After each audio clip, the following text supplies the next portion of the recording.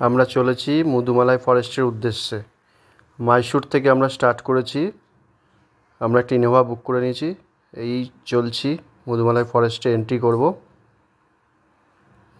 আমাদের কোনো পাস লাগেনি। ড্রাইভারের কিছু লেগেছে কিনা সেটা জানি না। যাচ্ছি ফরেস্টের ভেতর দিয়ে। মাইসুর থেকে বন্দিপুর মুদুমালাই জার্নিটা খুবই ভালো। জঙ্গলের ভেতর দিয়ে জার্নি, সাইট সিন দেখতে দেখতে আমরা যাচ্ছি। প্রথমে বন্দিপুর পড়বে, বন্দিপুর ক্রস করে তারপর মুদুমালাই।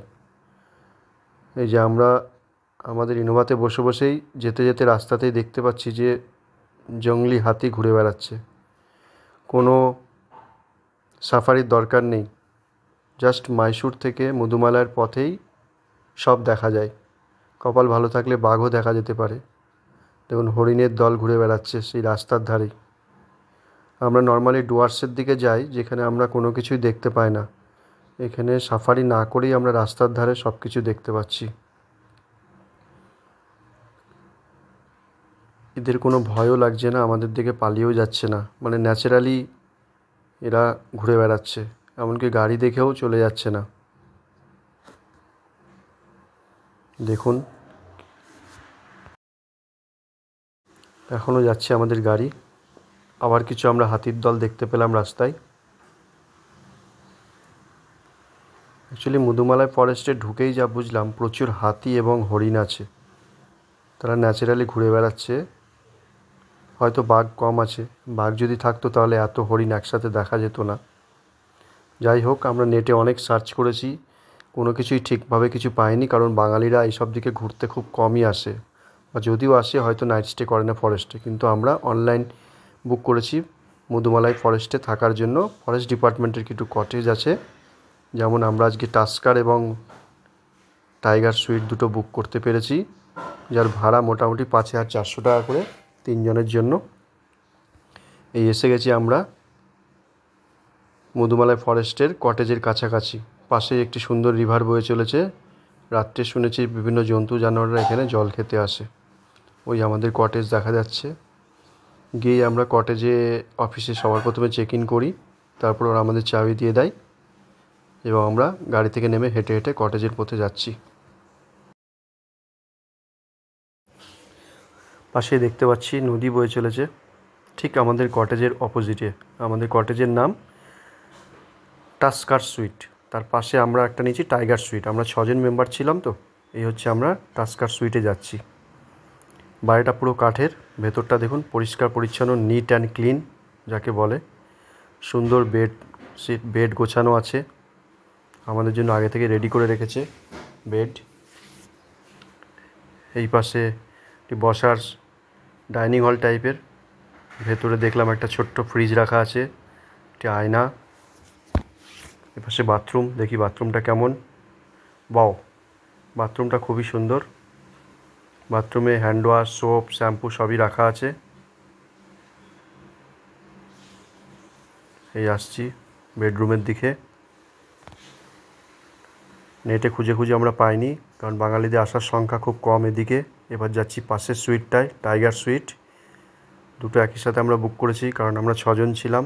এই হচ্ছে টাইগার সুইট। টাস্কার সুইটের ভাড়াটা একটু বেশি টাইগার সুইটের থেকে, কারণ রুমটা সামান্য একটু ছোট। সিস্টেম একই, এখানেও একটি বেড রাখা আছে, পরিষ্কার, সেম স্টাইলের। এপাশে সেম, শুধু ফ্রিজটা রাখা নেই। বাথরুমও সেম, হ্যান্ড ওয়াশ রাখা আছে, শ্যাম্পু রাখা আছে, সাবান রাখা আছে। বাড়িটায় দেখি, মনে হচ্ছে এখানে টাইগারের অ্যাটাক খুব একটা হয় না, কারণ আমি অনলাইন ইউটিউবে যা দেখেছি, বন্দিপুরের সমস্ত করিডরগুলো নেট দিয়ে ঘেরা থাকে। এখানে নেট দিয়ে ঘেরা নেই, তার মানে কিছুটা হলেও এখানে সেফ আছে। এই আমাদের গাড়ি, যেটা আমরা মাইসুর থেকে একবারে বুক করেছি। আমাদের সঙ্গে 4 দিন থাকবে একবারে। বারান্দা, টাইগার সুইট, টাস্কার সুইট দুটো পাশাপাশি। এটা নিয়েও আমাদের ডাউট ছিল দুটো পাশাপাশি হবে কি না, কারণ আমরা একটা ফ্যামিলি মেম্বার। এই হচ্ছে রেস্টুরেন্ট, জাস্ট আমাদের হোটেলের সামনে একটি রেস্টুরেন্ট রাখা আছে। আর সেই জল দূরে দেখতে পাচ্ছি, হোটেলের সামনে যে জল, সেই জলে একটি হাতিকে চান করাচ্ছে মাহুত। মনে হচ্ছে পোষা হাতি ফরেস্ট ডিপার্টমেন্টের।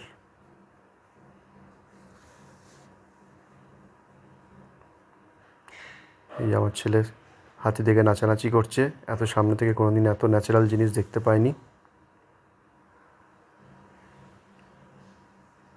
মেয়ে দাঁড়িয়ে আছে, বাকিরা সবাই দেখছে। একটা জিনিস মানতেই হবে, আমাদের ডুয়ার্সে এতবার গিয়েও আমরা এইসব জিনিসগুলো মিস করি, আর এখানে এত ন্যাচারালি পশু পাখি সব কিছু দেখা যায় যে ভাবলেও অবাক লাগে যে কর্ণাটক গভর্নমেন্ট কত সুন্দর করে ন্যাচারাল হ্যাবিটাটকে মেনটেন করেছে। ওই যে আমাদের কটেজ, আর এইটা হচ্ছে রেস্টুরেন্ট রাস্তার ওপারে। সবাই বসে পড়েছে, যে হাতি নিজে নিজেই স্নান করছে জলে। এটাও একটা উপরি পাওনা, হোটেলের সামনে বসে হাতির স্নান দেখা।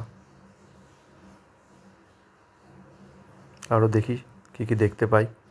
সবাই এনজয় করছে এদিকে, আমরা আপাতত হাতির স্নান করাটা এনজয় করছি।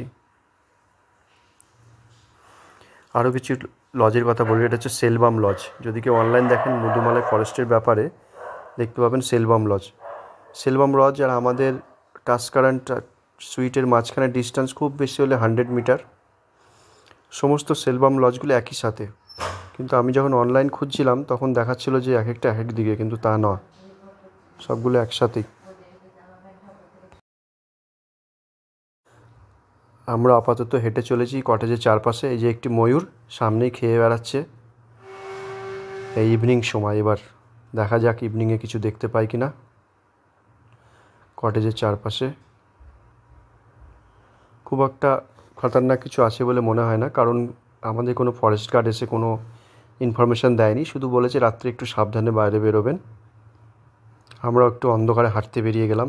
এখন একটা টর্চের খুব দরকার ছিল, কিন্তু আমরা আশেপাশে কোনো দোকান না থাকার জন্য কোনো টর্চ পাইনি।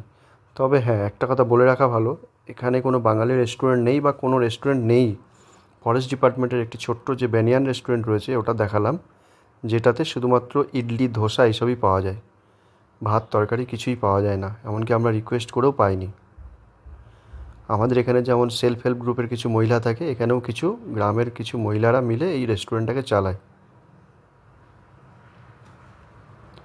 এই যে রাত্রিবেলা ব্যালকনিতে বসে আমরা অলরেডি দেখে ফেলেছি একটি হরিণ। এই দেখুন, এরকম দৃশ্য কোথাও পাবেন না। একে একে হরিণ আমাদের হোটেলের সামনে, কটেজের সামনে দিয়ে রাস্তা পার করছে। রাস্তা পার করছে বললে ভুল হবে, আমাদের কটেজের সামনে যে ঘাস আছে সেই ঘাস খেতে বেরিয়েছে। এই যে টাইগার সুইট, যে মেয়ে দাঁড়িয়ে টাস্কার সুইটে, তার সামনেই দেখুন এক এক করে।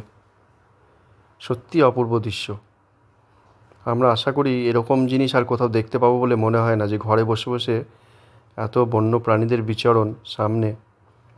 আমরাও ঠিক করে ফেললাম যে ওদেরকে কিছু খেতে দেবো। ঘরে কিছু কমলা লেবু ছিল, কমলা লেবুগুলো ছুলে ছুলে আমরা ছিলকা এবং কমলা লেবুর কোয়াগুলো ফেলতে শুরু করলাম ঘরের সামনে। আর সেটা ফেলা দেখে এক এক করে ওরা এগিয়ে আসতে থাকলো। ওদের কাছে একটা নতুন খাবার হতে পারে কমলা লেবু। দল বেঁধে দেখলাম আস্তে আস্তে আসছে।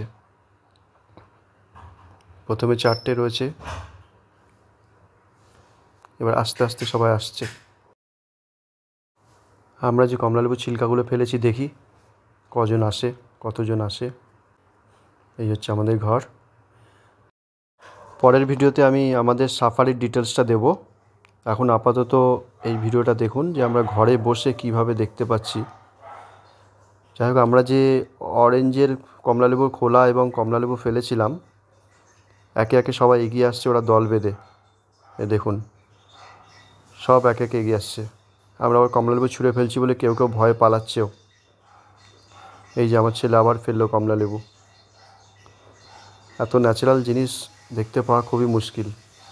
আর এখানে নেই নেই করে কমসে কম 100-র বেশি হরিণ আছে ঘরে বসে।